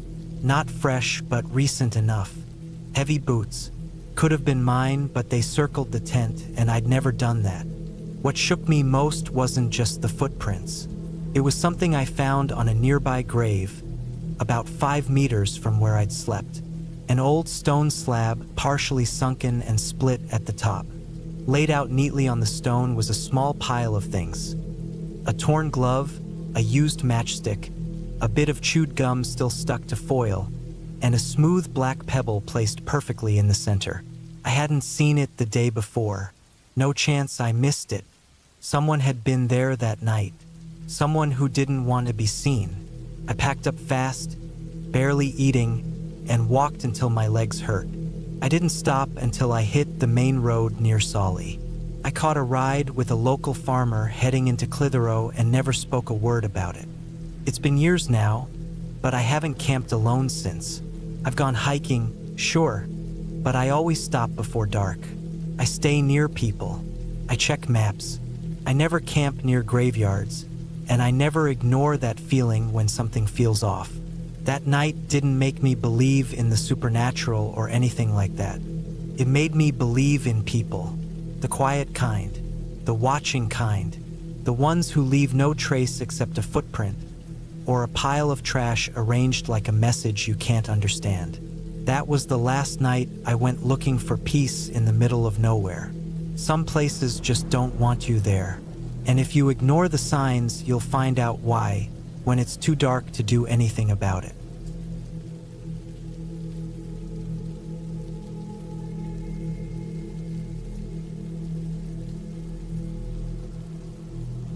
It was late September 2013. I had just turned 28 and decided to take a short solo camping trip to clear my head. I was working long hours at the time, barely getting any rest, and things at home weren't any better. My flat in Norwich felt too cramped. I just needed a bit of silence and distance, nothing fancy. I packed light, just a backpack with a small tent, a knife, a bit of food, a bottle of water, a flashlight, a small stove, and a new sleeping bag I'd only used once before. I'd been researching places to go that were quiet but not too far out of reach. I remembered a chalk quarry near Little Barningham, a small village in Norfolk, which I used to explore as a teenager. The quarry had been shut down for years, but you could still walk the footpaths nearby, and it was rare to see anyone out there. The whole place was surrounded by a thin line of trees, and once you got down into the quarry floor, you couldn't see anything beyond the tall, jagged white walls. It was wide and open in the middle, but ringed by scrub and sharp rock. The place had a strange stillness to it that always made me feel like time had paused. I parked a short walk from the tree line and made my way in on foot just before sunset. The ground was soft with damp leaves and patches of dry grass. I found a relatively flat patch of dirt near the far edge of the quarry floor and set up my tent. There were no real signs of recent activity. No trash, no tracks, nothing out of place. The sun dropped quickly behind the cliffs, and everything dimmed fast. It was colder than I thought it would be, and the wind carried a strange whistle when it passed over the cliff edges. Still, I wasn't uneasy yet. I'd slept in worse places. By the time I got my fire going, I was shivering. I ate a can of beans straight from the tin and sat with my back against a rock, watching the shadows shift on the quarry walls. I remember how quiet it was, completely silent except for the occasional creak of a tree or the low thump of a rock falling somewhere off in the distance. There were no birds, no insects, nothing moving in the dark. That's when I started to feel it, the first hint of something being off. Around 9 or so, I noticed a sound. It was faint, but steady, like a soft scraping or dragging, far off. I thought maybe it was a branch moving in the wind, but the wind had stopped. That's what made it worse. The air was still, and the sound didn't come and go like a branch swinging. Kept going, a light scrape, then a pause, then another scrape, like something was being pulled across the quarry floor slowly, inch by inch. I turned off my little camp stove and killed the fire just to listen. Everything went pitch black, and I sat still in the dark with my ears straining. The sound was gone. For a while, there was nothing again. I told myself it was probably a rabbit or fox dragging something through the brush, and I got into the tent. But I didn't sleep. An hour or so later, I heard it again. This time it was closer, louder, more deliberate. Drag, pause. Drag, pause. It was coming from the direction of the narrow path I'd used to come in. I froze in my sleeping bag, heart pounding so loud I was sure whatever it was could hear it. I slowly reached for the zipper of the tent and opened it just an inch, peeking out. I couldn't see anything. It was too dark, and the moon wasn't strong enough to light up the quarry floor. But I heard breathing just once, like a short grunt. Then it stopped. I waited for over an hour, barely moving, trying to control my breathing. My knife was in my boot outside the sleeping bag, and I didn't dare reach for it. At some point, the sound moved again, further off now. A few more dragging noises, then silence. That's when I heard a soft metallic clink. It was impossible to tell exactly where it came from, but it wasn't natural. Nothing in that place should have made that sound. I lay there for the rest of the night, not sleeping a second. I didn't hear anything else, but that deep quiet returned, even heavier than before. At the first crack of light, I got out and packed everything fast. My fingers were stiff from the cold, but I forced them to move. I didn't even eat. I just wanted to be gone. But when I walked the path back toward my car, I saw something that stopped me in my tracks. There were deep grooves in the dirt near the edge of the quarry path. 2 long lines, almost like something had been dragged. They weren't there the night before. They led to a flat spot of ground that looked recently disturbed, like someone had sat or laid there. And there were boot prints. Not hiking boots, either work boots, heavier, wider, and deep in the soft dirt like whoever wore them was carrying something heavy. They came from the treeline and stopped about 20 feet from where my tent had been. Then they turned back. I followed them with my eyes all the way back toward the trees but saw no more signs. No dropped items, no trash, just that disturbed ground and those grooves. I didn't run, but I walked fast the whole way back to the car. I got in, locked the doors, and didn't look back until I hit the main road. Later, when I thought about it, I realized that someone might have been watching me from the moment I got there. The quarry was full of blind spots, and I didn't check all of them. I had walked in thinking I was alone, but it's too easy to hide in a place like that. The sounds I heard, the dragging, the metallic clinks, it wasn't wildlife. It wasn't weather. Someone was out there, and I think they came very close to doing something to me. I never went back to that quarry, not even in the daylight. I never reported anything either. What would I say? I heard dragging noises in the dark and found boot prints. There wasn't a crime. Nothing was taken. No one was hurt. But I know I wasn't alone out there. The most terrifying thing isn't what I saw, it's what I didn't. Whoever was out there didn't want to be seen. They stayed just close enough to let me know they were there, then backed off. That kind of patience, that kind of control, that's what haunts me. Now, anytime I even think about camping, I remember that sound. That slow drag, like something heavy being pulled across dirt. I still don't know what they wanted. Maybe they were just watching. Maybe they changed their mind. Maybe they're still out there, waiting for someone else to camp alone near that quarry. I don't take chances anymore. I stick to campsites near towns, places with cameras and people. But nothing really makes me feel safe the way I used to, because now I know for sure that there are people out there who don't make a sound until it's too late.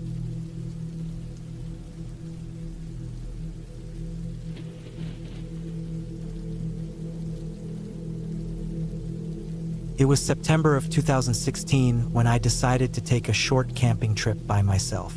I was 28 back then, still living in Leeds, and had just gone through a messy breakup. I needed time away from everything, the noise, the traffic, the small talk at work. I wasn't looking for anything special, just peace. I picked a spot I'd read about online, an old trail that led up through the North York Moors, eventually reaching a place called Stone Shade Hollow. The name sounded made up, like something from a book, but I didn't care. It was remote and quiet, and that's what mattered. I left early on a Thursday morning. The forecast called for light rain that evening, but I didn't think much of it. I packed what I needed: a small tent, my sleeping bag, 2 days worth of food, a torch, spare batteries, and my old camping knife I kept more for nostalgia than anything. I didn't bring a phone charger. Part of me didn't even want the phone on. I wasn't planning on going far off the trail anyway. The walk took me through a patchwork of muddy paths and overgrown sections that hadn't seen boots in weeks. I followed an old forestry road, dodging nettles and ducking under drooping branches. After 5 or 6 miles, I came to a clearing that sloped gently down into a small hollow surrounded by tall pines. There were no signs of other campers, not even a fire ring or the usual beer cans left behind by bored teenagers.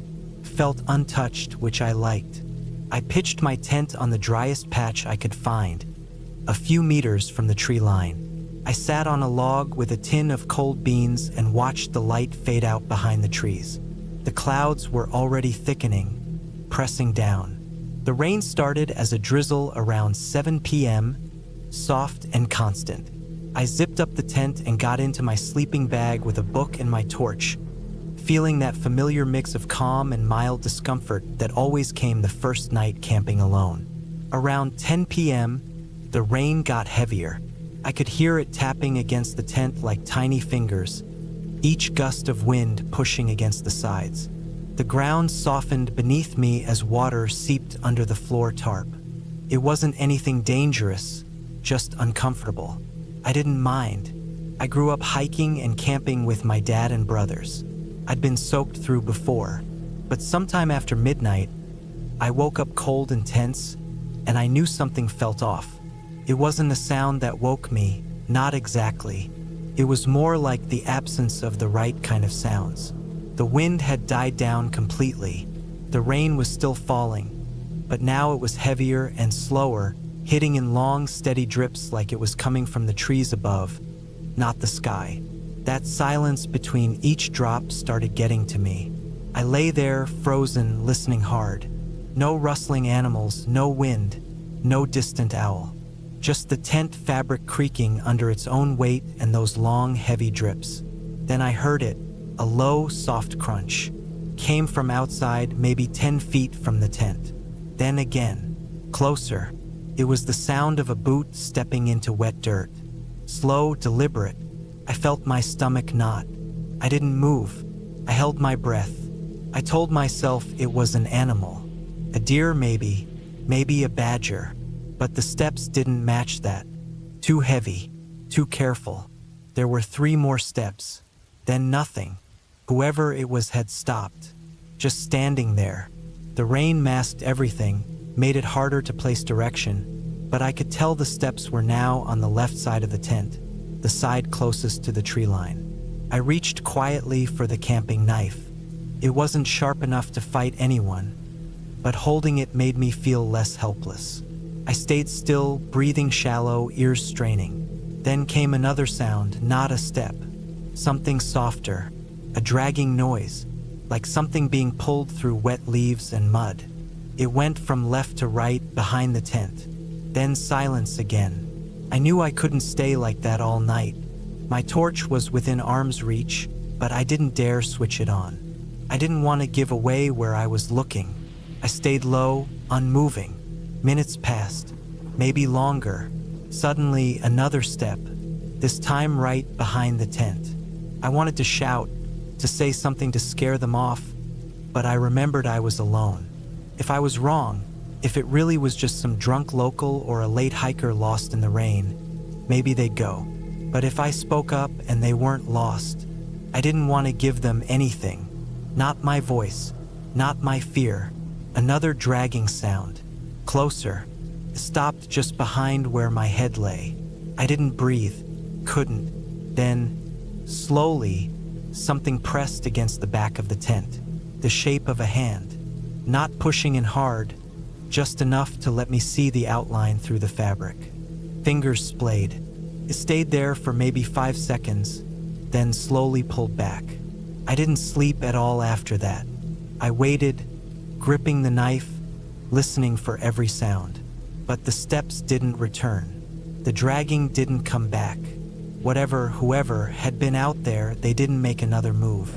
Eventually, around 4:30 a.m., the rain started to lighten. By 5 o'clock, the first gray light started pushing through the trees.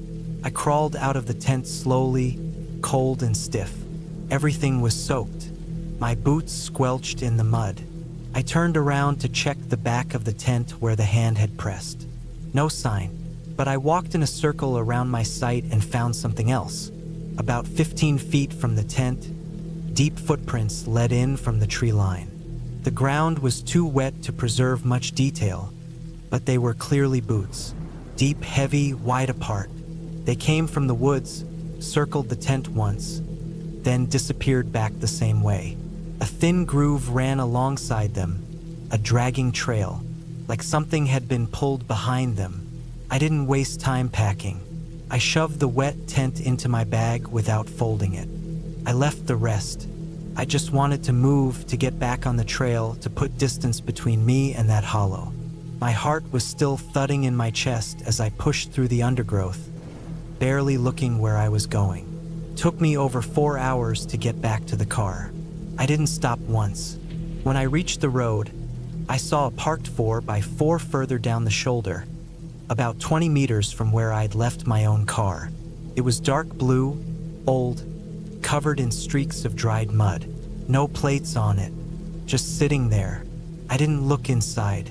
I drove home soaked, silent, gripping the wheel tighter than I needed to. For weeks afterward, I searched online for any mention of crimes near that area. Nothing came up. No missing people. No suspicious vehicles. No attacks. But I know what I heard. I know what I saw. And I've never gone camping alone since. Not even once. And that old camping knife? I threw it in the bin the same day I got back. It had made me feel safer when I needed it, but looking back, I realized it wouldn't have done a thing. If someone really wanted to hurt me that night, they could have. They didn't, and that's what unsettles me the most.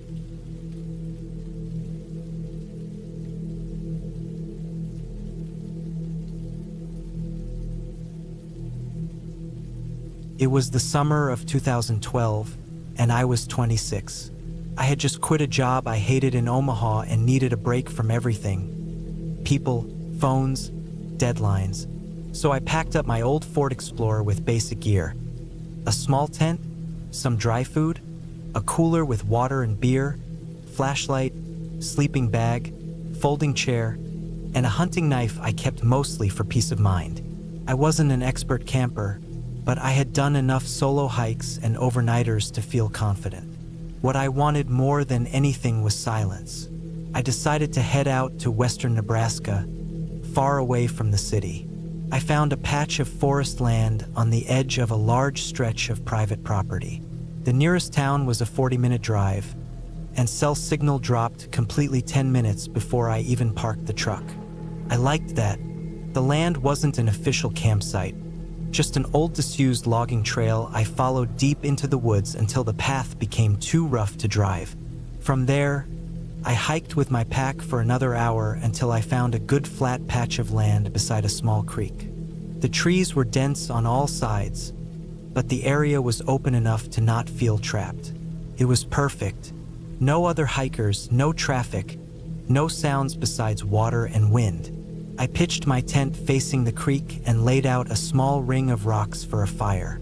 That first night, I sat by the flames and stared at the stars for hours. It was peaceful. I slept better than I had in months. The second day, I woke up just after sunrise and did nothing for hours. I fished in the creek, caught 2 small trout, and cooked them up for lunch. Around noon, I went on a long walk, exploring the woods and tracking where animal prints crossed into the mud near the water. It was simple, quiet, and exactly what I came for.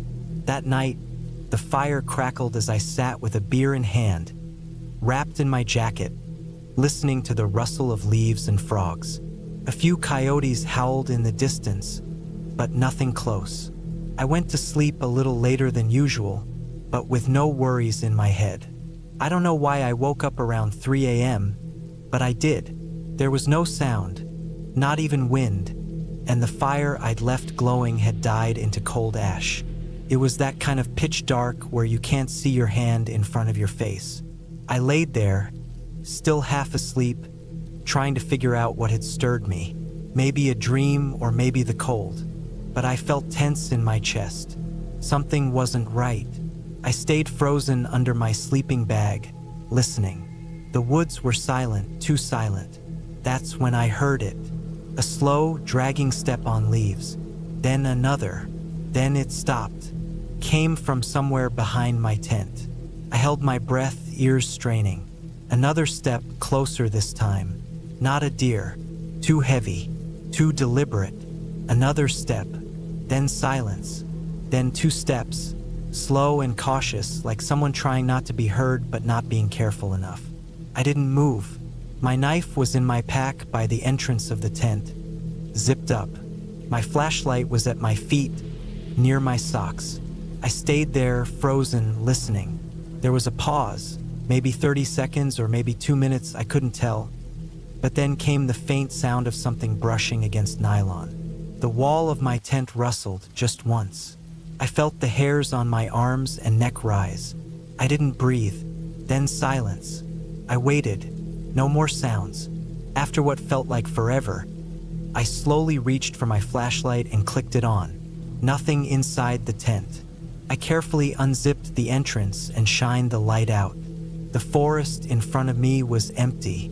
Trees, brush, my fire pit, the creek. Nothing moved. I didn't step out, but I swept the light around the back of the tent. I couldn't see anything. No footsteps, no animals. I waited another 10 minutes, staring, then zipped up and stayed up until the sun came up. That morning, I found something odd. About 30 feet from my tent, behind a tree, there was a boot print in the mud. It wasn't mine. Too big, too wide, and I was wearing trail shoes, not boots. I followed the print and found another two like it, leading toward the slope behind the creek. After that, nothing. No broken branches, no more footprints. Just those three, like someone had stood still and then vanished. I didn't like it, but I told myself it might have been an old mark, or maybe a hunter passing through. Still, I packed my gear up early and decided to hike a bit farther north. I didn't want to head home just yet, but I didn't want to stay in that exact spot either. I moved about 2 miles upriver and found a clearing near some large rocks. There was no sign anyone had ever camped there.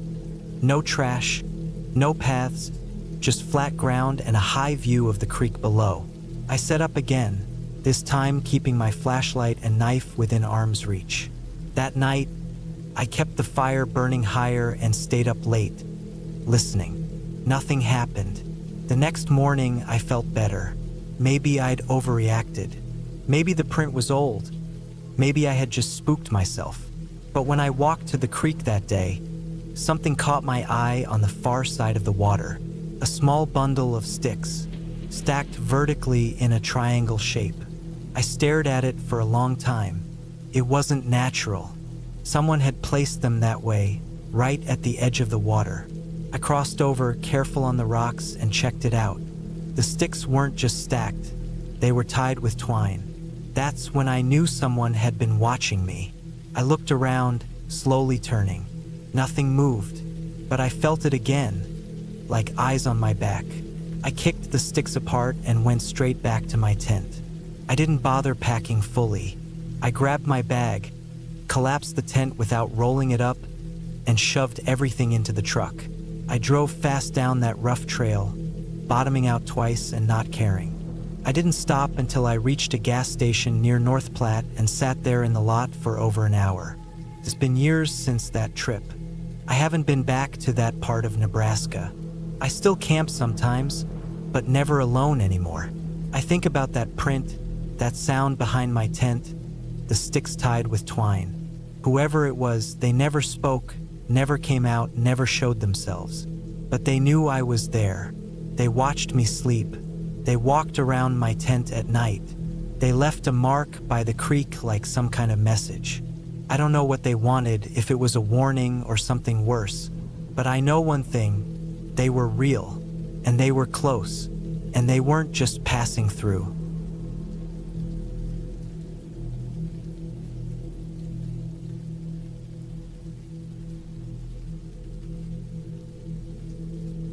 It was in the summer of 2011 when I decided to take a solo camping trip across the Peak District in England.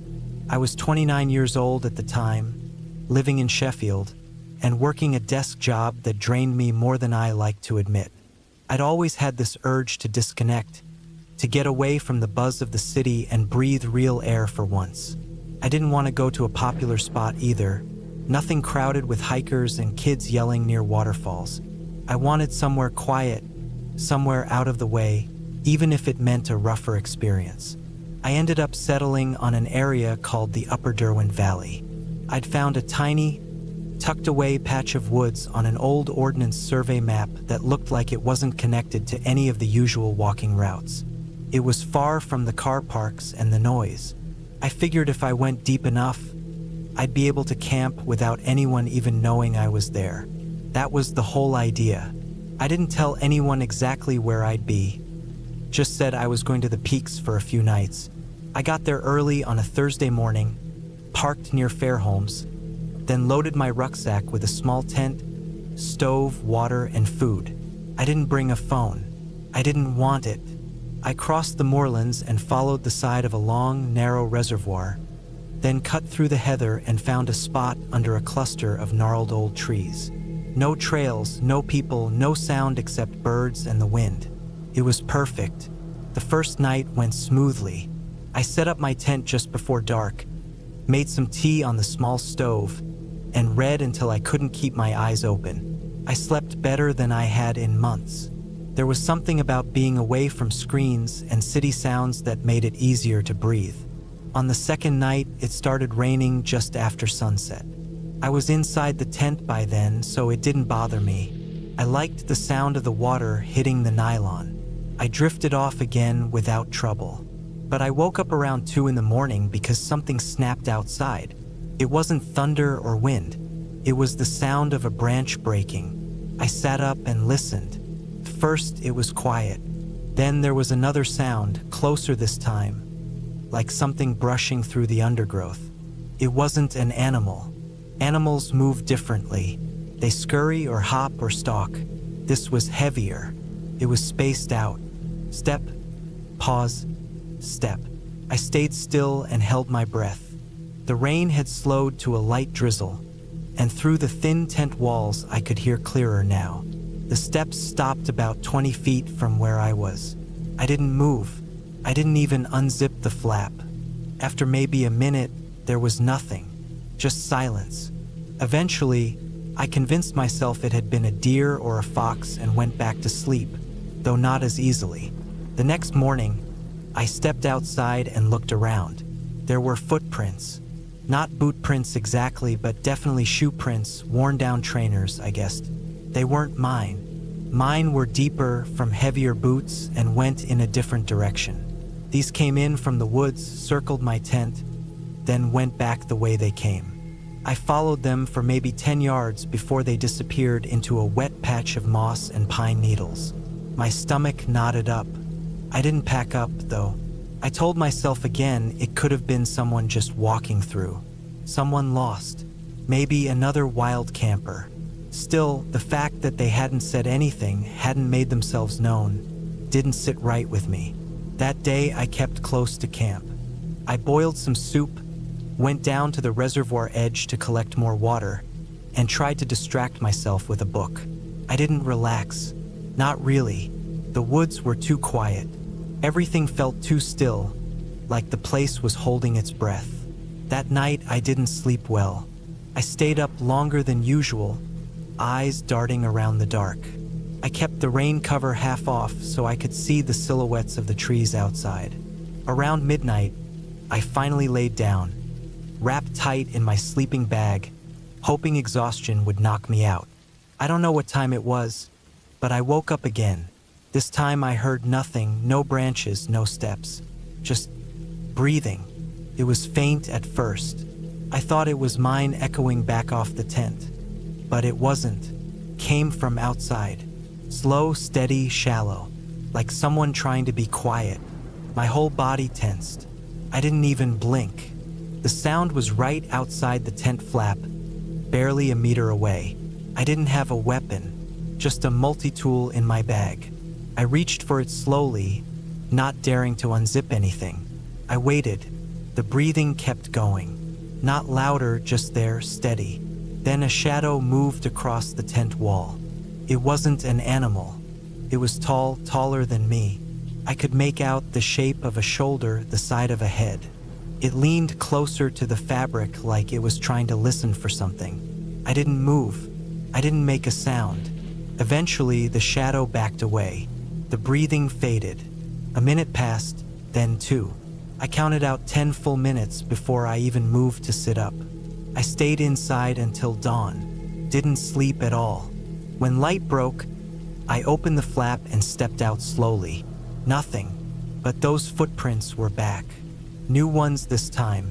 Again, they circled the tent, closer than the ones from the day before. At one point, the prints stopped just outside the entrance, like whoever it was had crouched down to look inside. That was it. I packed everything up in 15 minutes and started walking. I didn't stop for a break. I didn't eat. I just kept going. The whole way back, I felt watched. Every sound made me spin around. Once, I swear I saw someone in the trees, just a glimpse of a figure standing still between two oaks, but when I blinked, it was gone. I reached the car hours later, soaked in sweat, legs aching. I didn't even take off my pack, just threw it in the back seat and drove. I kept checking the rearview mirror every few minutes until I got back to Sheffield. I didn't tell anyone about it at first. I felt stupid. What was I going to say? That someone watched me sleep and walked around my tent for 2 nights in the middle of nowhere? No one would believe me, but it happened. I know it did. A week later, I looked up missing person reports for the area. Nothing matched. No crimes either. Nothing unusual. Just the usual hikers and cyclists. I even called the ranger station anonymously and asked if anyone else had reported strange behavior or seen people camping off-trail. They said no. I haven't gone camping alone since. I've barely even gone hiking unless it's on a marked trail with other people around. I still think about it, though. That man, because it had to be a man, he didn't say anything, didn't try to take anything. He just watched. That's what stays with me the most. He didn't want anything. He was just there. And that's the scariest part.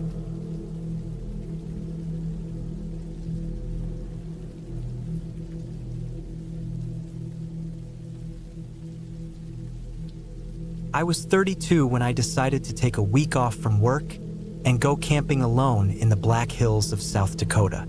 It was October 2019, and things in my life had been feeling heavy. I had gone through a breakup earlier that year, work had been rough, and I just needed to breathe away from everything. I'd done some solo camping before, nothing too extreme, but this time I wanted something quieter. I picked a place called Castle Peak Ridge. Not many people seemed to go there, and that was exactly what I was after. I parked my truck at a trailhead about 20 miles outside a small town called Hilford. From there, it was a solid 3-hour hike to where I wanted to pitch my tent. It wasn't part of any official campsite, just a clearing I had seen marked on a topographic map. It was near a small stream and backed up against a long wall of trees. I figured it would be peaceful. That first evening, I set up camp, made a small fire, and cooked some canned food. The air was cool and still. I heard a few owls, maybe a fox in the distance, but nothing else. I was alone out there, and I liked that. By the second day, I'd settled into the quiet. I spent the morning walking through the trees, following the stream that twisted around the ridge. I didn't see a single person. No footprints, no old wrappers, not even a broken twig that looked too fresh. It felt untouched. I spent the afternoon reading and carving small bits of wood to pass the time. Around sunset, I gathered more firewood and settled in for another quiet night. But something felt off that evening. I couldn't explain what it was. It wasn't a sound or anything I saw. It was just a shift in the way the forest felt around me. You spend enough time outside, you start to notice when something changes. The birds were quieter. Even the wind didn't seem to move the branches like before. I tried to brush it off. I ate, warmed up by the fire, and got into my sleeping bag when the temperature dropped. Around 2 a.m., I woke up. It was freezing cold, but that wasn't why I woke up. I had the heavy sense that someone was near. My heart was already racing, and I hadn't even heard anything yet. I stayed still in my sleeping bag, trying to listen. Nothing at first. Then, after maybe 2 minutes, I heard a crack. A single footstep outside my tent. Then silence again. I didn't have a weapon, just a camping knife and a small hatchet I'd used for chopping wood. I slowly reached out to my backpack, keeping as quiet as possible, and grabbed the knife. I waited, holding my breath. Another step, this time closer to the back of the tent. Whoever or whatever it was, they were walking slowly around me. I didn't know if they could see the tent or if they had followed my trail here. My fire was out by then, and I hadn't left a lantern on. Everything was pitch dark except for the moonlight. I sat there in silence for what felt like forever. No more footsteps. No voices. Nothing. After half an hour of complete stillness, I finally forced myself to unzip the tent and peek outside. The forest was dark, and the cold air hit my face hard. I scanned the area with my small flashlight but saw nothing. No movement. No sign that anyone had been there. Still, I couldn't sleep the rest of the night. I stayed in the tent, knife in hand, listening. The next morning, I looked around the clearing. I found 2 footprints near the back of my tent, just a few feet away. They weren't mine. I was wearing hiking boots, and these prints were from a different kind of shoe, flatter, almost like work boots. They led away into the woods and disappeared near the stream. That was enough for me. I packed up camp in less than 15 minutes and headed back down the ridge trail. The whole time I was hiking back to the truck, I felt watched, like someone was just behind the trees, keeping pace with me. I never saw them. I didn't hear anything else, but I couldn't shake that feeling. Back at the truck, I drove straight into Hilford. I didn't stop. I didn't eat. I just kept driving until I hit the interstate, then drove another 2 hours before pulling into a rest stop. Only then did I allow myself to catch my breath. I sat in the truck for a long time, engine off, just staring out the windshield. I couldn't get those footprints out of my mind. They had been fresh, pressed deep in the dirt. Whoever had been outside my tent that night had been standing there while I was asleep, listening to me breathe, maybe watching through the nylon. I kept thinking about how easy it would have been for them to unzip the tent and do whatever they wanted. When I got back home, I checked online for anything about Castle Peak Ridge. Any stories, any missing person cases, anything strange. I didn't find much. A couple of old forum posts from hunters mentioning weird noises or strange tracks. Nothing concrete. One guy in a thread from 2012 said he felt like someone was watching him while he was out there, and he had left early. That was it. I didn't report it. What was I going to say? That I heard footsteps? That I found a couple of boot prints? I hadn't seen a face. I hadn't been attacked. But I know what I felt. I've done a lot of camping. You hear coyotes. You hear trees creak. This wasn't that. Someone was out there that night. Someone who moved slowly, quietly. Someone who didn't want to be seen. I haven't gone solo camping since. I still go outdoors, but always with a friend or two now, and never off the trail. I learned something out there that night. It's not the animals you need to worry about when you're in the middle of nowhere. It's the people. The ones who already know how to move without making a sound. The ones who don't need to speak to scare the hell out of you. The ones who wait in the dark and listen. That feeling I had, the shift in the air, the way the forest changed, it's never really left me. Every time I'm near the woods now, I catch myself pausing. I listen a little longer. I scan the trees a little harder. I know someone was out there. I don't know what they wanted, and maybe it's better I never found out. All I know is I wasn't as alone as I thought I was, and that changes the way I see everything now.